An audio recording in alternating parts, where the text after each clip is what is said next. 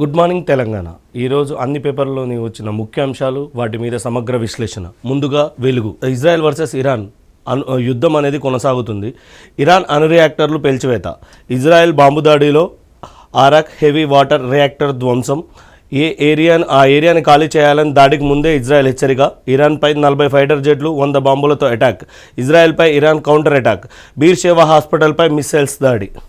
ఇగోండి దాడి విధ్వంసాలు. యుద్ధంలోకి ఎంటర్ అవ్వద్దు, అమెరికాకు రష్యా వార్నింగ్. పరిణామాలు తీవ్రంగా ఉంటాయని హెచ్చరిక. యాక్చువల్గా ఇరాన్ ఇజ్రాయెల్ వార్ అనేది తారాస్థాయికి చేరింది. ఎంతలా అంటే ఇజ్రాయెల్ తరపున అమెరికా, ఇరాన్ తరపున రష్యా ఎంటర్ అయ్యే అవకాశం ఉంది. ఇది 3వ ప్రపంచ యుద్ధానికి దారితీస్తుందని చాలామంది చెప్తున్నారు. ఇరాన్ ఇజ్రాయెల్ మధ్య ఉద్రిక్త పరిస్థితులు నెలకొన్నాయి. డ్రోన్లు, మిసైల్స్తో ఒకరిపై ఒకరు దాడులకు దిగుతున్నారు. ఇరాన్ న్యూక్లియర్ వ్యవస్థను ధ్వంసం చేయడమే లక్ష్యంగా ఇజ్రాయెల్ బాంబుల వర్షం కురిపిస్తుంది. బుధవారం అర్ధరాత్రి దాటాక ఇరాన్ చెందిన అరాక్ హెవీ వాటర్ రియాక్టర్ ఏరియాను ఇజ్రాయెల్ పేల్చివేసింది. దాడికి ముందే ఇరాన్ ఇజ్రాయెల్ సోషల్ మీడియా వేదికగా హెచ్చరికలు జారీ చేసింది. అరాక్ హెవీ వాటర్ రియాక్టర్ ఏరియాను ఖాళీ చేయాలని సూచించింది. ఆ తర్వాత కాసేపటికి అక్కడ ఇజ్రాయెల్ దాడి చేసింది. 40 ఫైటర్ జెట్లతో 100 బాంబులు వేసింది. యాక్చువల్గా ముందే ఇన్ఫర్మేషన్ ఇచ్చి మరీ ఇజ్రాయెల్ దాడి చేస్తుందండి. బనకచెర్లను అడ్డుకోండి, ఆ ప్రాజెక్టుతో తెలంగాణ ప్రయోజనాలకు ముప్పు. కేంద్రం సానుకూలంగా స్పందించకపోతే సుప్రీంకు వెళ్తా. జలశక్తి మంత్రి సిఆర్ పాటిల్కి తేల్చి చెప్పిన సీఎం రేవంత్. యాక్చువల్గా మొన్న మీటింగ్ జరిగిందండి, అఖిలపక్ష సమావేశం జరిగిన తర్వాత నిన్న సీఎం రేవంత్ రెడ్డి గారు కేంద్రం దగ్గరికి వెళ్ళారు, అంటే ఢిల్లీ దగ్గరికి వెళ్ళారు. ఢిల్లీలో జలశక్తి మంత్రి సిఆర్ పాటిల్ని కలిసి బనకచెర్ల ప్రాజెక్టు గురించి వివరించారండి. జీడబ్ల్యూసీ విభజన చట్టాలకు ఏపీ ఖాతరు చేస్తలే. కృష్ణాలో 500, గోదావరిలో 1000 టీఎంసీలు వాడుకుంటాం. ఇందుకోసం ఎన్ఓసీ జారీ చేయండి. అవసరమైతే ఇచ్చంపల్లి, నాగార్జున సాగర్ లింక్ పై చర్చిద్దాం. పర్యావరణ అనుమతులకు విరుద్ధంగా పోలవరం పనులు. పాలమూరు, సమ్మక్క సారక్క, తుమ్మిడిహెట్టి నీటి కేటాయింపుల్లో జరపాలని విజ్ఞప్తి. త్వరలోనే ఎపెక్స్ కౌన్సిల్ మీటింగ్ పెడతామని కేంద్ర మంత్రి చెప్పారు. మంత్రి ఉత్తమ్. ఏపీ సర్కార్ ప్రతిపాదిస్తున్న గోదావరి బనకచెర్ల లింక్ ప్రాజెక్టుతో తెలంగాణ ప్రయోజనాలకు దెబ్బతింటాయని, వెంటనే దాన్ని అడ్డుకోవాలని కేంద్ర జలశక్తి మంత్రి సిఆర్ పాటిల్ను సీఎం రేవంత్ రెడ్డి కోరారు. Project pre feasible report తిరస్కరించాలని, Banakacherla విషయంలో గోదావరి జల వివాదాలు ట్రిబ్యునల్ 1980, జీడబ్ల్యూసీ ఏపీ పునర్విభజన చట్టం 2014 విరుద్ధంగా ఆంధ్రప్రదేశ్ వ్యవహరిస్తున్నదని ఆయన ఫిర్యాదు చేశారు. తెలంగాణ ప్రయోజనాల విషయంలో తాము ఎట్టి పరిస్థితుల్లోనూ రాజీ పడబోమని, అన్ని వేదికల ద్వారా సామరస్యపూర్వక పరిష్కారానికి ప్రయత్నిస్తామని అన్నారు. కేంద్ర ప్రభుత్వ స్పందన అనుకూలంగా లేకపోతే సుప్రీంకోర్టు ఆశ్రయిస్తామని కేంద్ర మంత్రికి సీఎం స్పష్టం చేశారు. గురువారం ఢిల్లీలోని శ్రమశక్తి భవన్లో జలశక్తి మంత్రి సిఆర్ పాటిల్, ఆ శాఖ కార్యదర్శి దేబశ్రీ ముఖర్జీ, ఇతర ఉన్నతాధికారులు సీఎం రేవంత్, నీటిపారుదల శాఖ మంత్రి ఉత్తమ్ కుమార్ రెడ్డి భేటీ అయ్యారు. దాదాపు గంటపాటు ఈ మీటింగ్ జరిగింది. బనకచెర్ల ప్రాజెక్టు అనుమతుల విషయంలో కేంద్ర ఆర్థిక శాఖ, పర్యావరణ శాఖ వ్యవహరిస్తున్న తీరు తెలంగాణ ప్రజలు, రైతుల్లో ఆందోళన నెలకొన్నాయని పాటిల్ దృష్టికి సీఎం రేవంత్ రెడ్డి తీసుకెళ్లారు. గోదావరి వరద జలాలు ఆధారంగా బనకచెర్ల ప్రాజెక్టును ప్రతిపాదిస్తున్న ఏపీ చెప్తున్నది కానీ దానికి జీడబ్ల్యూసీ 1980 వరద జలాలు, మిగులు జలాల ప్రస్తావన లేదని, విభజన చట్టం ప్రకారం నూతన ప్రాజెక్టు నిర్మించాలనుకుంటే ముందు ఆ నది యాజమాన్య బోర్డు, సెంట్రల్ వాటర్ కమిషన్, జలశక్తి మంత్రి అధ్యక్షతన ఈ ఇరు రాష్ట్రాల సీఎంలు సభ్యులుగా ఉండే అపెక్స్ కౌన్సిల్ కౌన్సిల్లో చర్చించి అనుమతి పొందాల్సి ఉంటుందని సీఎం గుర్తు చేశారు. బనకచెర్ల విషయంలో ఏపీ సర్కార్ ఈ నిబంధనలను ఉల్లంఘిస్తుందని కేంద్ర మంత్రికి ఆయన ఫిర్యాదు చేశారు. యాక్చువల్గా ఏపీ 2014లో విడిపోయిన తర్వాత ఏపీ తెలంగాణలో ఏదైనా కొత్త ప్రాజెక్టులు కట్టాలంటే ఏపీ పునర్వ్యవస్థీకరణ చట్టం ప్రకారం తెలంగాణ కట్టాలంటే ఏపీ పర్మిషన్ కావాలి, ఏపీలో కట్టాలంటే తెలంగాణ పర్మిషన్ కావాలి ఖచ్చితంగా. ఈ ఫ్రీ ఫీజిబిలిటీ రిపోర్టుని కేంద్రం తెలంగాణకు పంపింది. తెలంగాణ ఏం చెప్పింది, దీని మీద మాకు అభ్యంతరాలు ఉన్నాయి, బనకచెర్ల ప్రాజెక్టును కట్టొద్దు అని కేంద్ర మంత్రులకు చెప్తుంది. మెట్రో ఫేజ్ 2కు అనుమతి ఇవ్వండి, కేంద్ర మంత్రి కట్టార్కు సీఎం రేవంత్ రెడ్డి విజ్ఞప్తి. యాక్చువల్గా మెట్రో అనేది ఇప్పుడు చాలా ఉపయోగకరంగా మారింది హైదరాబాద్లో. ఇప్పుడు ఫేజ్ 2 కడితే ఇంకా డెవలప్ అవుతుంది హైదరాబాద్ నగరం అనేది అందరి అభిప్రాయం. మళ్ళీ పేలిన స్టార్షిప్ రాకెట్. ఎలన్ మస్క్ కంపెనీకి చెందిన స్టార్షిప్ 36 మళ్ళీ వినియోగించదగ్గ heavy helicopter launch vehicle fire test సమయంలో పేలిపోయింది. పేలుడు దాడికి ప్రయోగ ప్రాంతంలో చిన్నపాటి భూకంపం వచ్చినట్లయింది.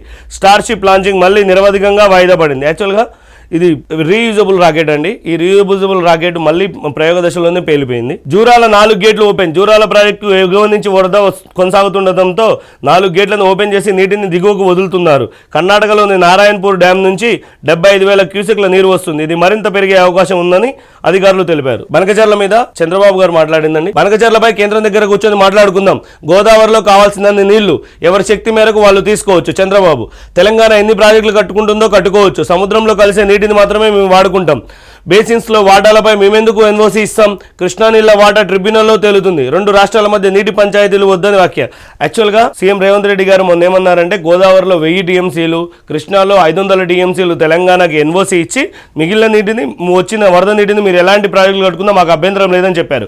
దాని గురించి చంద్రబాబు గారు ఈ విధంగా స్పందించారండి. భారత్ పాక్ యుద్ధాన్ని నేను ఆపలేదు, మాట మార్చిన ట్రంప్. ఆ 2 దేశాలే మాట్లాడుకుని పంచాయతీ తెలుపుకున్నాయని వెల్లడి. తానే ఆపినట్లు గతంలో వరుసగా కామెంట్లు, ట్వీట్లు. Pakistan army chief Asif మునీర్కు Trump విందు. వైట్ హౌస్లో ఇద్దరి మధ్య ఇరాన్ ఇజ్రాయెల్ ఉద్రిక్తతల మధ్య చర్చ. యాక్చువల్గా ట్రంప్ గారు ఏం చెప్పారండి, ఇండియా పాకిస్తాన్ వార్ జరిగినప్పుడు ఇప్పటికి 10 నుంచి 15 సార్లు నేనే ఆపాను అని చెప్పారు. మోదీ గారు క్లారిటీగా చెప్పారు, మన భారత ప్రధాని అయిన మోదీ గారు క్లారిటీగా చెప్పారు, ఇందులో ఎవరి దౌత్యము లేదు, కేవలం ఇరు దేశాల అంగీకారంతోనే యుద్ధం ఆగింది తప్ప ఎవరు మధ్యవర్తిత్వం చేయలేదని చాలా క్లారిటీ ఇచ్చారు. ఇప్పటికీ ట్రంప్ గారు ఒప్పుకున్నారండి. చైల్డ్ పోర్ చూసినా సెట్ చేసినా జైలుకి. Cyber security bureau special operation. 4 నెలల్లో 294 కేసులు, 110 మంది arrest. Dark web child protection unit పై నిఘా. రిపీటెడ్గా పోర్ను చూస్తున్న 15 మంది మళ్ళీ అరెస్ట్. సోషల్ మీడియా యాప్స్ గ్రూపుల్లో వీడు ఏర్పడి గలీజ్ పనులు. సిఎస్బి డైరెక్టర్ శిఖా గోయల్ వెల్లడి. యాక్చువల్గా చైల్డ్ పోర్ అనేది చాలా నేరం అండి, అది చూడడము నేరం. అందుకే క్లారిటీగా చెప్పారు, ఎవరైనా చైల్డ్ పోర్ను చూస్తే డైరెక్ట్గా జైలుకి అని. కమలంలో కాళేశ్వరం కాక తల ఓ మాట మాట్లాడుతున్న బీజేపీ లీడర్లు. ప్రాజెక్ట్ అద్భుతం అంటున్న ఈటెల కితాబ్. అక్రమాలపై సిబిఐ విచారణ జరిపించాలని కిషన్ రెడ్డి, సంజయ్ డిమాండ్. అయోమయంలో పార్టీ క్యాడర్. యాక్చువల్గా ఈటెల రాజేందర్ గారు కాళేశ్వరం కట్టే సమయంలో బీఆర్ఎస్ పార్టీలో ఆర్థిక శాఖ మంత్రిగా ఉన్నారండి. ఆయన చాలా క్లారిటీగా ఇచ్చారు, క్యాబినెట్ ఆమోదంతోనే కాళేశ్వరం ప్రాజెక్టు నిర్మించారు, కాళేశ్వరం ప్రాజెక్ట్ అద్భుతం అని. కానీ అందులో అవినీతి జరిగిందా లేదా అనేది ఆయన చెప్పలేదు, ఓన్లీ ప్రాజెక్ట్ మాత్రమే అద్భుతం అని చెప్పారు. కానీ ఇక్కడ కిషన్ రెడ్డి గారు, బండి సంజయ్ గారు ఏమంటున్నారంటే దానిపై సిబిఐ విచారణ జరిపించాలని కోరుతున్నారు. తెలంగాణలో బీజేపీ కాళేశ్వరం కాక మొదలైంది. ఆ ప్రాజెక్టుపై పార్టీ నేతలు భిన్న స్వరాలు వినిపిస్తుంటే, ప్రాజెక్ట్ అద్భుతం అంటూ ఒకరు కితాబిస్తుంటే, ప్రాజెక్టులో జరిగిన అక్రమాలపై సిబిఐ విచారణ మరికొందరు డిమాండ్ చేస్తున్నారు. దీంతో కింది స్థాయి నాయకులు, కార్యకర్తలు అయోమయానికి గురవుతున్నారు. కాళేశ్వరం ప్రాజెక్టులో మేడిగడ్డ బ్యారేజ్ కుంగిపాటు ఘటనపై రాష్ట్ర ప్రభుత్వం ఇప్పటికే జస్టిస్ పిసి ఘోష్ నేతృత్వంలో జ్యుడిషియల్ కమిషన్ ఏర్పాటు చేసి విచారణ చేయిస్తున్నది. లీడర్లను మావోయిస్టులుగా ఎందుకు చూపారు? 618 మంది మావోయిస్టులు ఆనడానికి మీ దగ్గర ఏమైనా ఆధారాలు ఉన్నాయా? ట్యాపింగ్ లిస్టులో ఉన్న వారిపై ఎక్కడైనా కేసులు నమోదయ్యాయా? మావోయిస్టుల పేరుతో అనుమతి తీసుకున్నట్లు రివ్యూ కమిటీ కూడా చెప్పింది. 4వ రోజు విచారణలో ప్రభాకర్ రావుపై సిట్ ప్రశ్నల వర్షం. 1200కు పైగా ప్రముఖుల ప్రొఫైల్స్ ముందుంచి విచారణ. పలు ప్రశ్నలకు సమాధానాలు దాటివేసిన ప్రభాకర్ రావు. ఇలాగే సహకరించకపోతే సుప్రీంకోర్టుకు వెళ్లే ఆలోచనలో అధికారులు. ఇవాళ కూడా విచారణకు రావాలని ఆదేశం. యాక్చువల్గా తెలంగాణలో ఫోన్ ట్యాపింగ్ అంశం అనేది తెలంగాణ అని కాదండి, ఇరు రాష్ట్రాల్లో, తెలంగాణ ఏపీతో పాటు ఏపీలో ఇరు రాష్ట్రాల్లో ఫోన్ ట్యాపింగ్ అనేది చాలా పెద్ద అంశమైంది. యాక్చువల్గా ఫోన్ ట్యాపింగ్ చేయాలంటే గవర్నమెంట్ నుంచి పర్మిషన్ కావాలి, లేకపోతే సెంట్రల్ నుంచి పర్మిషన్ కావాలి. అది కూడా కేవలం 14 రోజులు మాత్రమే ఫోన్ ట్యాపింగ్ చేయడానికి పర్మిషన్ ఇస్తారు. 14 రోజుల తర్వాత మళ్ళీ చేయాలి అంటే మళ్ళీ 14 రోజులు ఇస్తారు. అలా వీళ్ళని ఏ విధంగా ట్యాపింగ్ చేశారంటే దేశ రక్షణ వ్యవస్థ, నిఘా వ్యవస్థ ఆధ్వర్యంలో మాత్రమే ఫోన్ ట్యాపింగ్ చేయాలి. వీళ్ళు మావోయిస్టుల పేరుతో అనుమతి, అంటే మావోయిస్టులకు సానుభూతి పరులు అని కొంతమంది ఫోన్ నెంబర్స్ ఇచ్చి ఆ నెంబర్స్లో అందరి ఫోన్ ట్యాపింగ్ చేశారు. అందులో రాజకీయ ప్రముఖులు ఉన్నారు, సినీ ప్రముఖులు ఉన్నారు, న్యాయమూర్తులు కూడా ఉన్నారండి. ఫోన్ ట్యాపింగ్ కేసులో కీలక పరిణామాలు చోటు చేసుకుంటున్నాయి. మావోయిస్టుల పేరుతో ట్యాపింగ్ లిస్ట్ తయారు చేసి కుట్రను బయటపెట్టేందుకు ప్రభాకర్ రావు సిట్పై ప్రశ్నల వర్షం కురిపించింది. పొలిటికల్ లీడర్లతో సహా 618 మంది మావోయిస్టులుగా ఎందుకు చూపాల్సి వచ్చింది? ఒకవేళ వాళ్ళు మావోయిస్టులు అయితే అందుకు మీ దగ్గర ఏం ఆధారాలు ఉన్నాయంటూ ప్రశ్నించింది. సర్వీస్ ప్రొవైడర్లకు పంపిన లిస్టులో ఉన్నవారిపై ఎలాంటి కేసులు నమోదయ్యాయో వాటి వివరాలు ఇవ్వాలని ఆదేశించింది. ఆయా నెంబర్లు మావోయిస్ట్ సానుభూతి పరులుగా చెందినవిగా తమ వద్ద అనుమతి తీసుకున్నట్టు రివ్యూ కమిటీ కూడా స్పష్టం చేసిందని ప్రభాకర్ రావు సిట్ అధికారులకు వివరించారు. విచారణలో భాగంగా ప్రభాకర్ రావు ఉదయం 11 గంటలకు సిట్ ముందుకు హాజరయ్యారు. యాక్చువల్గా ప్రభాకర్ రావు గారికి మొత్తం ఈయన హెడ్ అండి, దాని హెడ్. అయితే వీళ్ళు మావోయిస్టు సానుభూతి పరులు అన్న ఒకే ఒక కారణంతో 618 మంది ఫోన్ ట్యాప్ చేశారు. అసలు మీ దగ్గర ఏం ఆధారాలు ఉంది? యాక్చువల్గా ఒక వ్యక్తిని మావోయిస్టు సానుభూతి పరుడు అంటే వాళ్ళ దగ్గర ఆధారాలు ఉంటాయి, లేకపోతే ఒక కేసు నమోదై ఉండాలి. వాళ్ళ మీద ఏం కేసు నమోదైంది, మీ దగ్గర ఏం ఆధారాలు ఉన్నాయో చూపించాలని సిట్ వీళ్ళకి చెప్తుందండి. ఇంగ్లీష్ మాట్లాడే వాళ్ళు సిగ్గుపడాల్సిన రోజులు వస్తాయి. మన భాషలే మన సంస్కృతికి రత్నాలు. అమిత్ షా అవి లేకుంటే నిజమైన భారతీయులుగా బతకలేమని కామెంట్స్. అమిత్ షా వ్యాఖ్యలపై భిన్నాభిప్రాయాలు.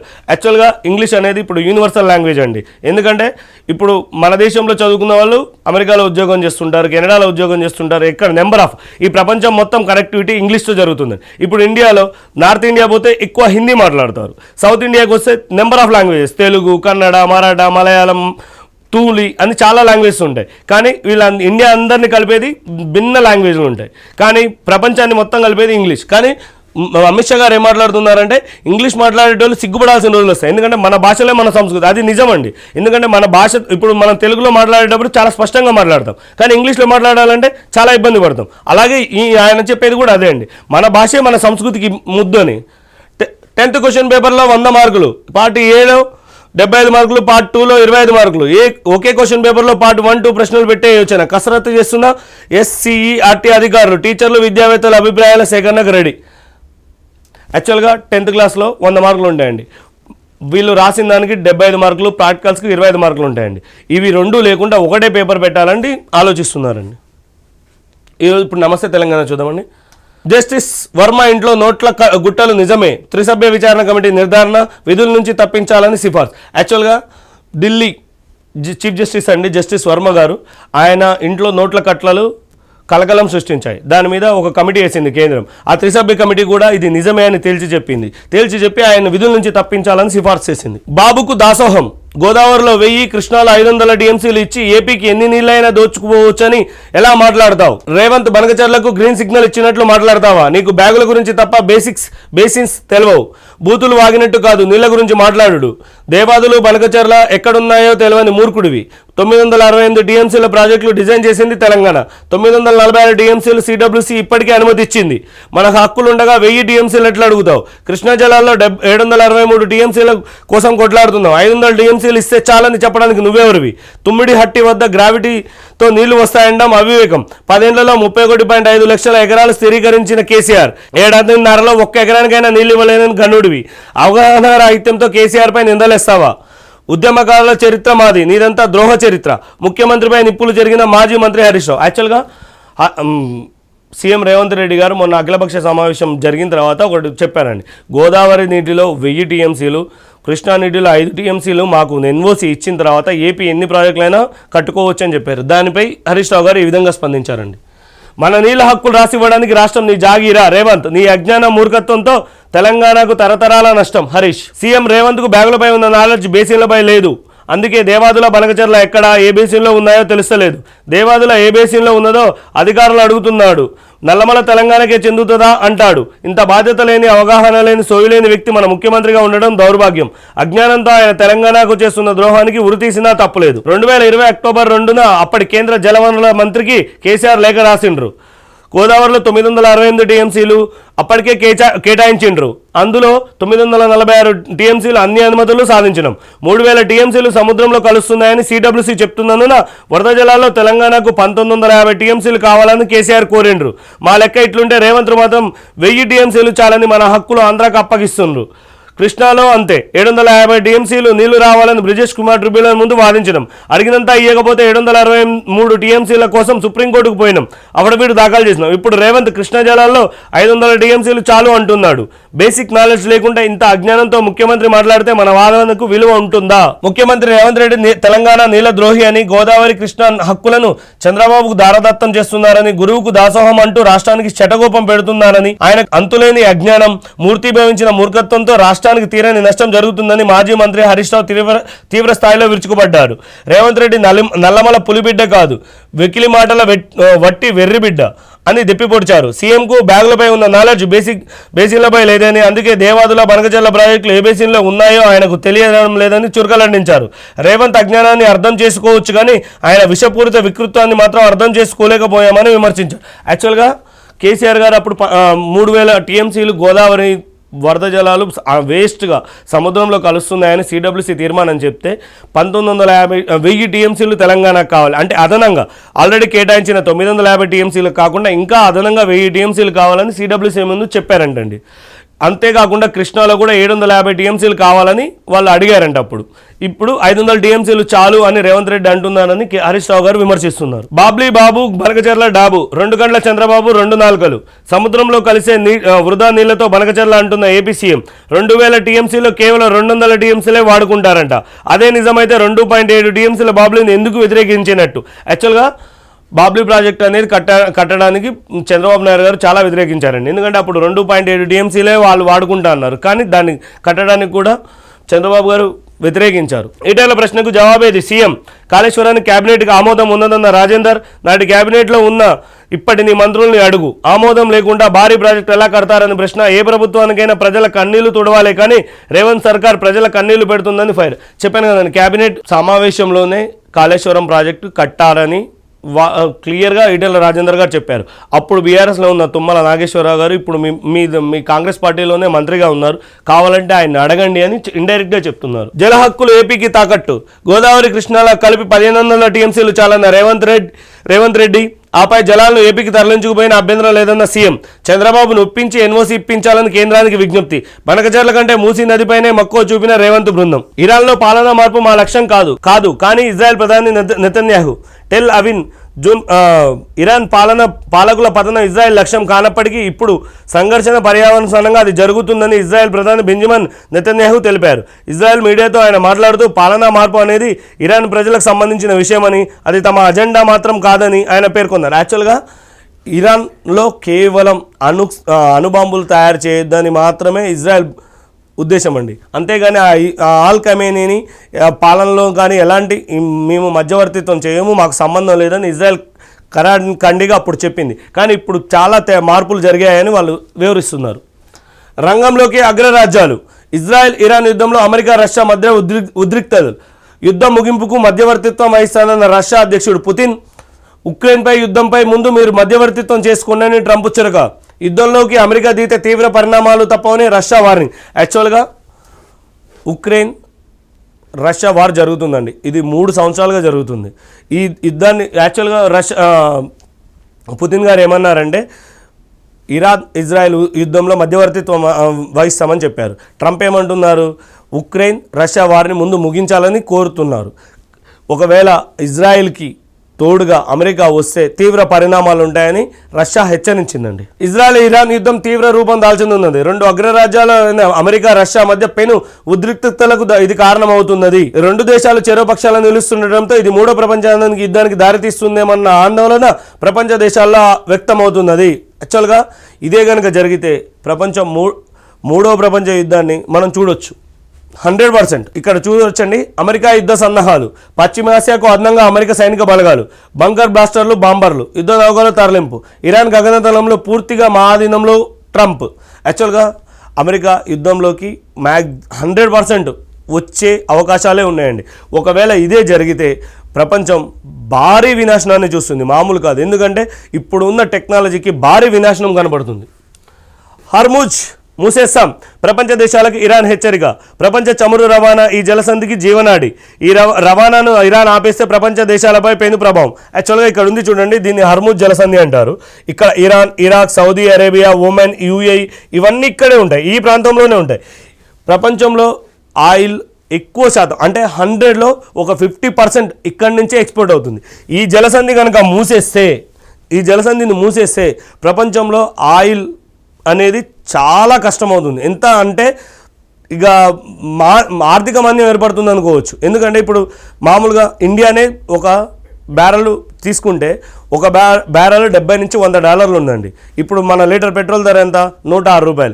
ఒకవేళ ఈ జలసంధిని మూసేస్తే, యాక్చువల్గా ఇప్పుడైతే మనం రష్యా నుంచి ఎక్కువ ఇంపోర్ట్ చేసుకుంటున్నాం, ఇక్కడ నుంచి కూడా ఇంపోర్ట్ అవుతుంది, కానీ రష్యా నుంచి ఎక్కువ ఇంపోర్ట్ అవుతుంది. కానీ ఇది మూసేసినా కూడా మన దగ్గర రేట్లు పెరుగుతాయండి. ఇది క్రూడ్ ఆయిల్ రేట్లు పెరిగితే అన్ని వస్తువులు మధ్యతరగతి కుటుంబం బతకడం అనేది చాలా ఇబ్బంది అవుతుంది. ప్రపంచ దేశాలన్నిటికీ ఈ గల్ఫ్ నుంచే ఎక్స్పోర్ట్ అవుతుంది. ఇది ఇరాన్ యొక్క బ్రహ్మాస్త్రం అనమాట. ఇది మూసేస్తే ప్రపంచం మొత్తం ఇజ్రాయెల్ మీద పడుతుంది. అందుకే ఇది మూసేస్తామని ఇరాన్ హెచ్చరిస్తుంది. భారత్ పాక్ యుద్ధం నేను ఆపలేదు, సీజ్ ఫైర్ ఆ 2 దేశాల నిర్ణయమే.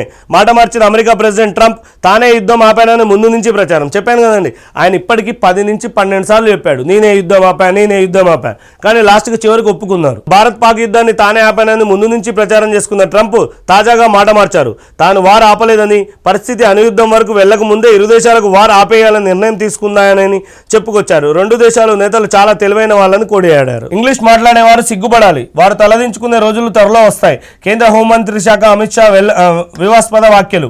దేశ ఔన్నత్యానికి స్థానిక భాషలే కేంద్ర బిందువు అని కితాబు. మహిళలతో సన్నిహితంగా ఆప్ మంత్రి. ఫోటోలు నెట్టింట వైరల్, అవి ఏ సృష్టి అని చెప్పుకొచ్చిన మినిస్టర్ రబ్చోత్ సింగ్ పోలీసులకు ఫిర్యాదు. ఈ ఏఐ వల్ల చాలా ప్రాబ్లమ్స్ ఉన్నాయండి.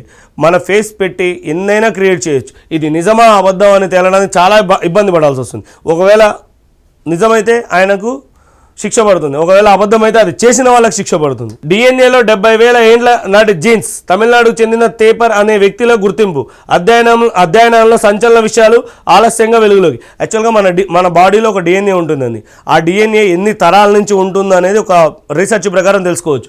ఈయన డిఎన్ఏ 70,000 ఏళ్ల నాటి జీన్స్లో ఉందంట. స్విస్లో భారతీయుల సొమ్ము ట్రిపుల్. గత ఏడాది 3 రెట్లు డిపాజిట్లు, దాదాపు 37,600 కోట్లు. ప్రపంచవ్యాప్తంగా 48వ ర్యాంక్. స్విస్ నేషనల్ బ్యాంక్ వెల్లడి.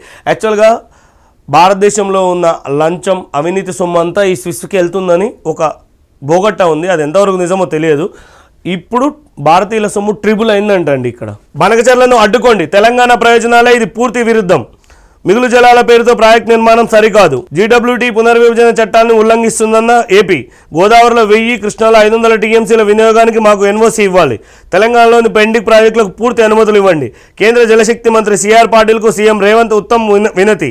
రాష్ట్ర ప్రయోజనాల విషయంలో రాజీ పడబోమని కామెంట్. కేంద్రం స్పందించకుంటే సుప్రీంకోర్టు ఆశ్రయిస్తామని స్పష్టీకరణ. యాక్చువల్గా వాళ్ళు చాలా క్లారిటీగా ఉన్నారండి. ఫ్రీ ఫీజిబిలిటీ రిపోర్ట్ని తిరస్కరించారండి. మెట్రో ఫేజ్ 2 అనుమతులు ఇవ్వండి. కేంద్ర మంత్రి మనోహర్ లాల్ ఖట్టర్కు రేవంత్ రెడ్డి వినతి. Telangana rising 2047 vision బేష్. CM Revanth Reddy UK మాజీ సీఎం టోనీ బ్లేయర్ ప్రశంసలు. లెటర్ ఆఫ్ ద ఇంటెంట్ మార్చుకున్న తెలంగాణ టీబీఐజీసీ ప్రతినిధులు. తెలంగాణతో ఎప్పుడైనా గొడవ పడ్డానా? మనం కొట్లాడుకుంటే ఎవరికి లాభం? ఎవరిపైన పోరాడాల్సిన అవసరం లేదు. గోదావరిలో పుష్కరంగా నీళ్లు ఉన్నాయి. సముద్రంలో కలిసే వాటిని వాడుకుంటే ఇబ్బంది ఏంటి? ఎవరి శక్తి మేరకు వాళ్ళు ప్రాజెక్టులు కట్టుకుందాం. తెలుగు రాష్ట్రాల్లో నెంబర్ 1గా ఉండాలన్నదే నా లక్ష్యం. సీఎం రేవంత్ వ్యాఖ్యలపై AP CM Chandrababu hot comments. యాక్చువల్గా ఇరు రాష్ట్రాలు కూర్చొని దీని గురించి క్లారిటీగా మాట్లాడుకుంటే సమస్య తెగిపోతుందని. దీన్ని రాజకీయం చేయడం వల్లనే ఇంత జరుగుతుంది. అసలు నిజంగా పర్మిషన్ గోదావరి నదిలో నీళ్లు ఉన్నాయా లేవా ఒక క్లారిటీ తెచ్చుకున్న తర్వాత ఈ ప్రాజెక్ట్ ముందుకు వెళ్తే చాలా మంచిది. ఎందుకంటే ఇరు రాష్ట్రాల ఉద్రిక్తతలు నెలకొంటున్నాయి. రేవంత్ను ఉరితీసినా తప్పలేదు. ఏపీకి ఎన్ని నీళ్ళైనా తీసుకుపో అంటున్నావు. నీ అయ్యే జాగిరా. నీకు బ్యాగులపై తప్ప బేసిన్లపై నాలెడ్జ్ లేదు. నల్లమల్ల బిడ్డకు నల్లమల్ల ఎక్కడుందో తెలియదు. సీఎం పై ఎమ్మెల్యే హరీష్ రావు ఫైర్. చెప్పాను కదండి, రేవంత్ రెడ్డి గారు గోదావరిలో 1000 టీఎంసీలు, కృష్ణాలో 500 టీఎంసీలు ఇచ్చిన తర్వాత మీకు నచ్చినన్ని ప్రాజెక్టులు కట్టుకోమని చెప్పారు. దాని గురించి హరీష్ రావు గారు ఫైర్ అయ్యారు. ఎమ్మెల్సీ కవిత ఫోన్ ట్యాప్. సిట్ విచారణలో ఊహించని ట్విస్టులు. తవ్విన కొద్దీ వెలుగులోకి సంచలనాలు. హాట్ టాపిక్గా వైఎస్ షర్మిల ఆరోపణలు.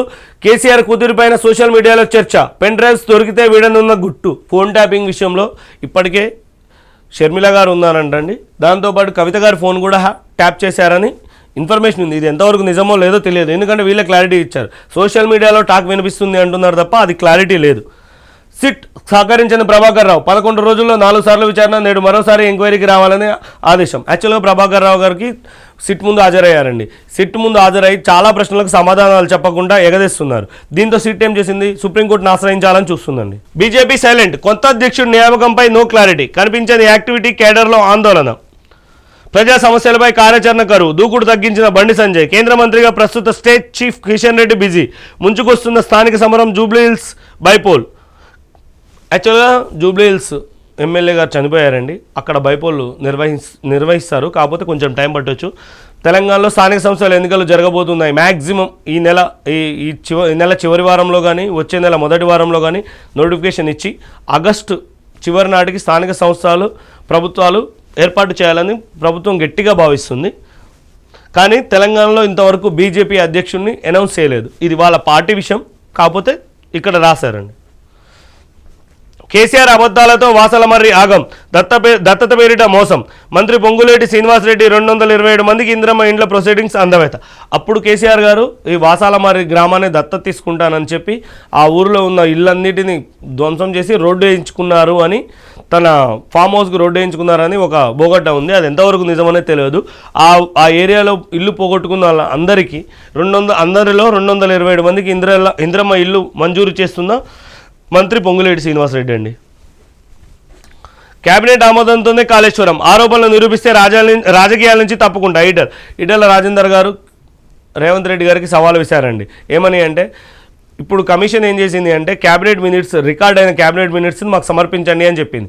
ఇంతవరకు ఆ క్యాబినెట్ మినిట్స్ రేవంత్ రెడ్డి గారు సమర్పించలేదు. ఆ క్యాబినెట్ మినిట్స్లో క్లారిటీగా ఉంటుంది వీళ్ళు మాట్లాడుకున్నారా లేదా అనేది. ఒకవేళ క్యాబినెట్ మినిట్స్లో కనుక ఇది లేకపోతే క్యాబినెట్ ఆమోదం లేకపోతే ఇది చాలా పెద్ద విషయం అయింది. ఒకవేళ ఉంటే ఏమీ చేయలేరు. ఎందుకంటే ఈటెల రాజేందర్ గారు చాలా క్లారిటీగా చెప్తున్నారు, లేదని చెప్తే నేనే రాజకీయాల నుంచి తప్పుకుంటా అని చెప్తున్నారు. జస్టిస్ యశ్వంత్ వర్మపై అభిశంసన, సిద్ధమవుతున్న కేంద్రం, మాజీ న్యాయమూర్తి తప్పు చేసినట్టుగా సుప్రీం ప్యానెల్ నిర్ధారణ, కాలిన 500 నోట్ల కుప్ప, ఇష్యూలో రాష్ట్రపతి ప్రధానికి నివేదిక. చెప్పాను కదండి, జస్టిస్ వర్మ గారి ఇంట్లో నోట్ల కట్టలు దొరికాయి. అది సంచలనం సృష్టించింది. ఢిల్లీ హైకోర్టు న్యాయమూర్తి అండి ఆయన. దాంతో ఆయన అక్కడి నుంచి ట్రాన్స్ఫర్ చేసి ఒక 3 సభ్య కమిటీ వేశారు. ఆ 3 సభ్య కమిటీ కూడా ఆయన ఇంట్లో నోట్ల కట్టలు దొరకడం నిజమే అని చెప్పింది.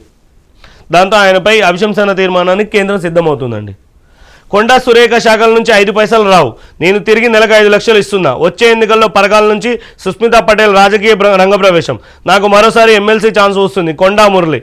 Kadiyam Srihari రేవూరిని ఉద్దేశిస్తూ hot topics. కాంగ్రెస్ నేత కొండా మురళి గురువారం కీలక వ్యాఖ్యలు చేశారు. మంత్రి కొండా సురేఖకు కేటాయించిన శాఖల్లో పాటు కడియం శ్రీహరి రేవూరిని ఉద్దేశిస్తూ హాట్ కామెంట్స్ చేశారు. యాక్చువల్గా ఇది కరెక్ట్ కాదండి. నా శాఖ నుంచి 5 పైసలు రావు, ఆ శాఖ నుంచి 5 పైసలు రావు అంటే అది లంచం కిందికి పోతుంది. ఆ మాట మాట్లాడొద్దు. మిస్సైల్స్, డ్రోన్లతో విధ్వంసం, వారం పూర్తయినా వెనక్కి తగ్గని ఇరాన్, ఇజ్రాయెల్. ఇప్పటి వరకు 639 మంది ఇరానియన్లు మృత. Hormuz జలసంధిని మూసేస్తామంటున్న Iran. చెప్పాను కదండి, ఈ హర్ముజ్ జలసంధిని మూసేస్తే ప్రపంచం మ్యాక్సిమం ఆర్థిక మాంద్యంలోకి వెళ్ళిపోతుంది. కరోనా నాటి పరిస్థితులు ఏర్పడవచ్చు. ఎందుకంటే క్రూడ్ ఆయిల్ ధరలు కనుక పెరిగితే అన్ని రేట్లు పెరుగుతాయి. అన్ని రేట్లు పెరగడం వల్ల ఏమవుతుంది, ఆర్థిక మాంద్యం ఏర్పడుతుంది. కొనడం అంటే ఏ వస్తువు అయినా కొనడం చాలా ఇబ్బంది అవుతుంది. దేవరకద్రలో బ్రహ్మోస్ తయారీ యూనిట్. దేవరకద్ర పరిధిలో చౌదరపల్లి శివార్ల స్థలాన్ని పరిశీలిస్తున్న అధికారులు, ఎమ్మెల్యేలు మధుసూదన్ రెడ్డి. దేవరకద్ర మహబూబ్నగర్ జిల్లాలో బ్రహ్మోస్ క్షిపణి తయారీ యూనిట్ ఏర్పాటు చేయనుంది. దేవరకద్ర మున్సిపాలిటీ పరిధిలోని చౌదరపల్లి, బస్వాయిపల్లి గ్రామాల శివార్లో ఈ యూనిట్ ఏర్పాటు చేయనున్నారు. Devarakadra MLA G Madhusudan Reddy, BrahMos air space chief JR Tirtha are Joshi, DRDL director Srinivas Murthy, ED Sambasivarao స్థలాన్ని గురువారం పరిశీలించారు. యూనిట్తో పాటు అనుబంధ సంస్థల ఏర్పాటుకు 400 ఎకరాల స్థలం కావాలని జోషి తెలిపారు.